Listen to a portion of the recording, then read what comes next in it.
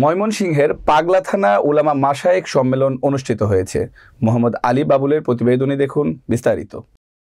সোমবার দুপুর 1টায় পাগলা বাজার হলি চাইল্ড মডেল একাডেমি চত্বরে পাগলা থানা উলামা বিভাগের সেক্রেটারি মাওলানা আহসান হাবিব খোরশেদের সঞ্চালনায় উলামা বিভাগ বাংলাদেশ জামাতে ইসলামীর পাগলা থানা শাখা সভাপতি মাওলানা অধ্যক্ষ আবু তালেবের সভাপতিত্বে প্রধান অতিথির বক্তব্য রাখেন উলামা বিভাগ বাংলাদেশ জামাতে ইসলামীর ময়মনসিংহ জেলা সভাপতি মাওলানা আবদুল্লাহিল বাকি নোমান।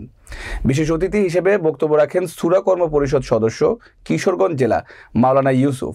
আরও বক্তব্য রাখেন গফরগাঁও উপজেলা জামাতে ইসলামীর আমির মাওলানা ইসমাইল হোসেন সোহেল।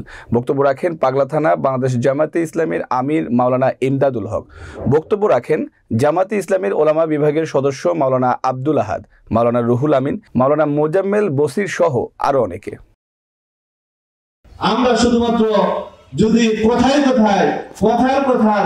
ওয়ারাসাতুল আম্বিয়া হয়ে থাকি, তাহলে আমরা আসলে পিছিয়ে থাকবো।